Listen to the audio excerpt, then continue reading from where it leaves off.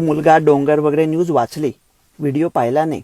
लक्ष्मण रेषा शब्द थोडा सेक्सिस्ट आहे, पण बाण स्वतःच्याच हातात असेल तर तुम्ही मर्यादा आखू शकता की याच्या पलीकडे जायचं नाही. सर्व ब्रेकमध्ये मनाचा ब्रेक उत्तम.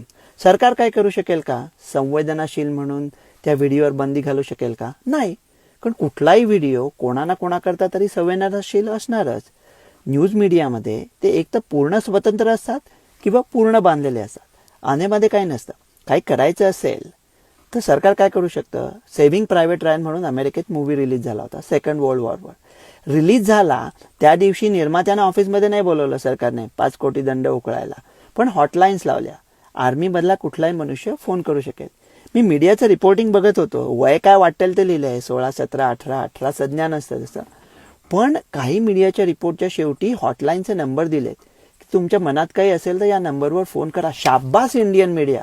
इंडियन मीडियाचं कौतुक करावं असा योग फारच क्वचित येतो. आणि या मुलांना म्हणलं, काय रे फोन घेऊन बसता? माझ्या लहानपणी फोन असता तर मी काय झाडावर चढलो नसतं, मी पण फोन घेऊन बसलो असतो.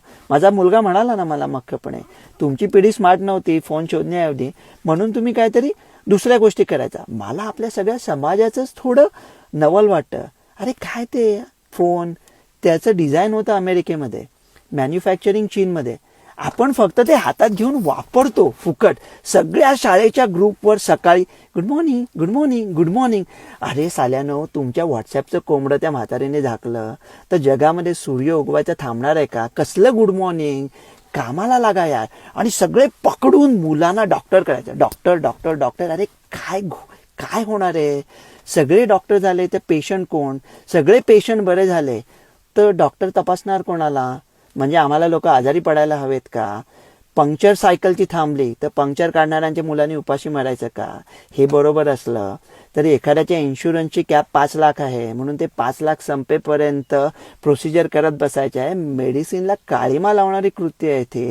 हे सेलफोन विकणारे लोक आहेत, त्यांना त्यांचा कोटा पूर्ण करायचा असतो म्हणून समोरच्या माणसाची ऐपत बघत नाही, त्याच्या गळ्यामध्ये मारायचा फोन.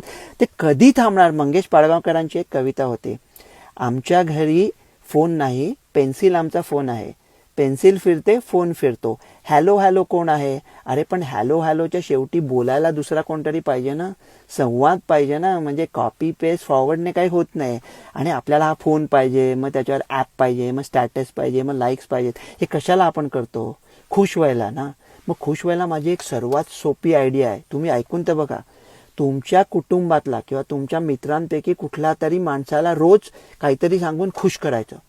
त्याने तुमचा काय फायदा होणार? अरे करून तर बघा. रवी गोडसे.